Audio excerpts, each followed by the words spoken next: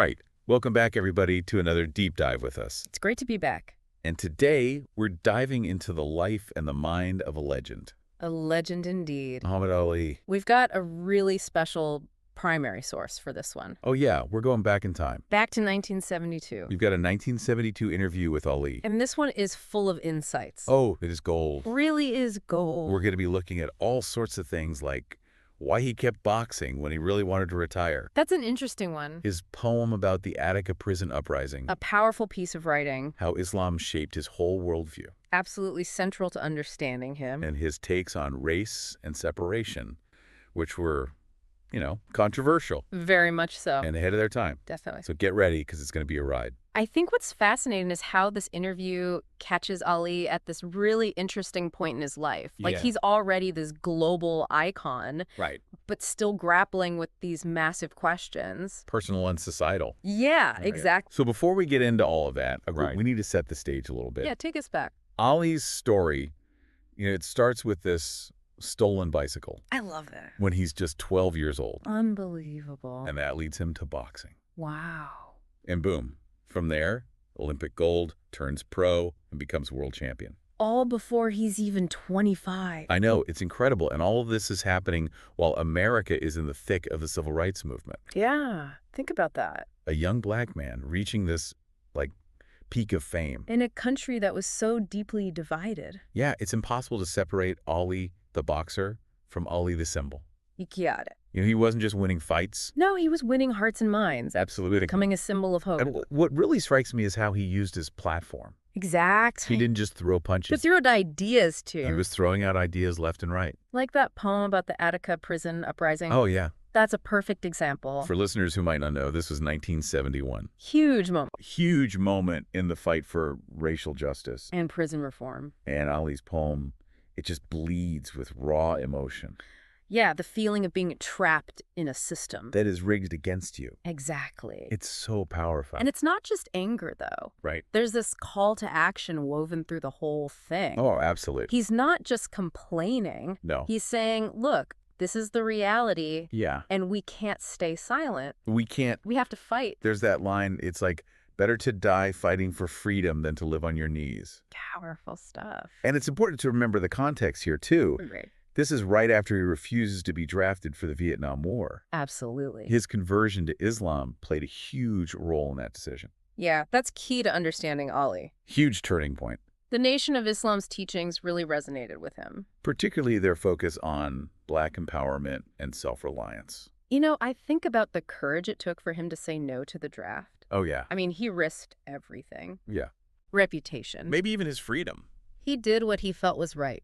He did it based on his conscience. Yeah, he famously said, He said it best. I ain't got no quarrel with them Viet Cong. Right. No Viet Cong ever called me a nigger. It just cuts to the core of it. Doesn't it? Yeah, the war felt so distant. Especially compared to the fight for equality happening right here at home. Exactly. And that kind of brings us to the most challenging part of this deep dive. Oh yeah, this is where things get tricky.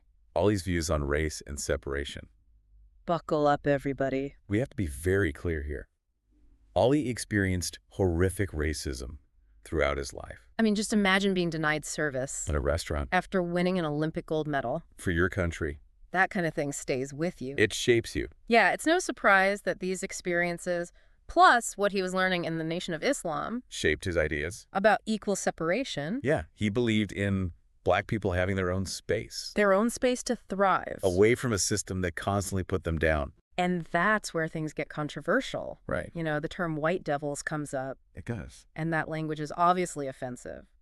To a lot of people. Yeah, to many. But to understand Ali, We have to go back to the historical context. we have to. He wasn't condemning individuals. Right. He was condemning a system. A system of white supremacy that had caused untold suffering. And we can't shy away from that history. We can't.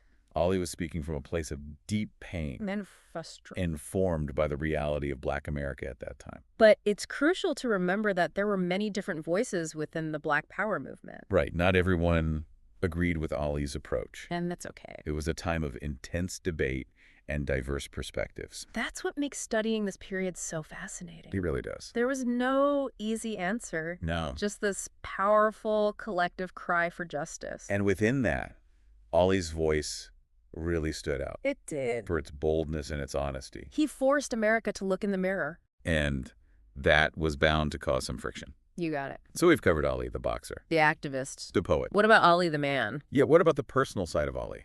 I think you'll find there's more to him than meets the eye. Oh, absolutely. Stick with us because this is where the deep dive gets even more personal.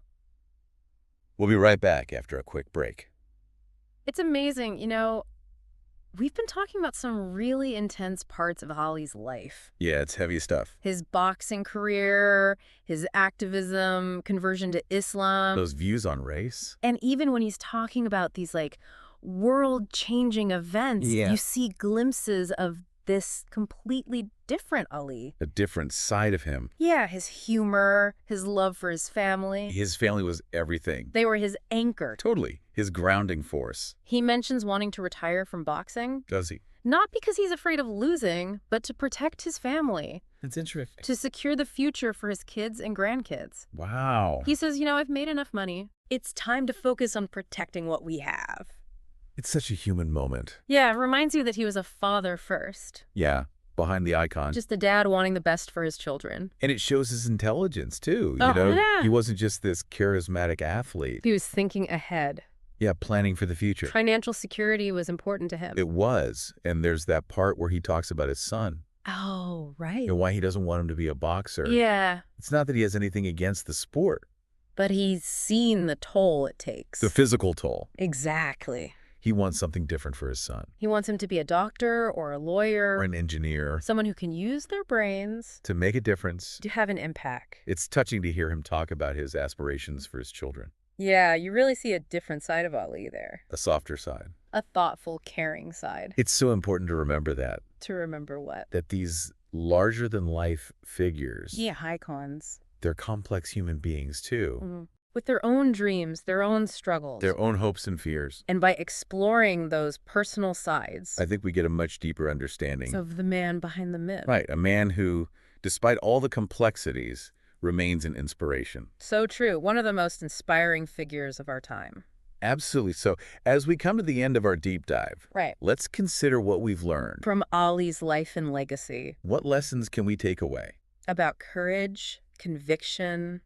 Using your platform for what you believe in. Even when it's unpopular. Because that's what he did. He did. Ali's story, it's about so much more than boxing. It really is. It's about standing up for what you believe in. Even when it costs you everything. And using your voice. To challenge injustice. To speak truth to power. To inspire others. It's about race and identity. And how those things shape your view of the world. But it's also about family. A lot. Leaving a legacy. That goes beyond just fame and fortune. Ali's life, it was a testament to the human spirit. Overcoming adversity. Fighting for what's right. Leaving a mark on the world. So, we have a final question for you as we wrap up our deep dive. Okay. Hit us with it. Ali's views on separation were very controversial. Oh, they were. But do you think there's any value? Any value in what? In the idea of creating spaces for marginalized groups? To build their own power and resources? That's complex. It is. No easy answers. Well. But a conversation we need to have.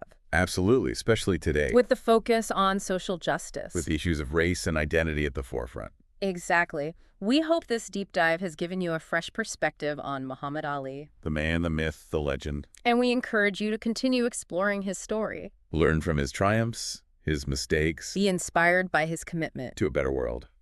Thanks for joining us on this deep dive. Into the world of Muhammad Ali. Mm-hmm. It's amazing, isn't it? What's that? Just how relevant Ali's story still feels today. Yeah, all these years later. Decades after this interview. He's no longer with us. But his words, his actions. Mm-hmm. They still hit hard.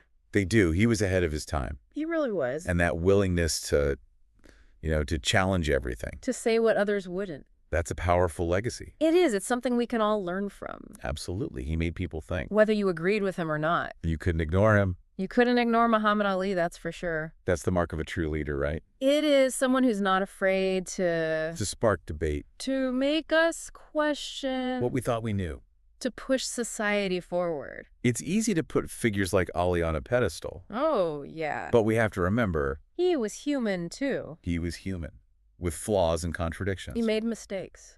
He did. Said things he probably regretted later. But that's part of what makes his story so compelling. It's a story of growth.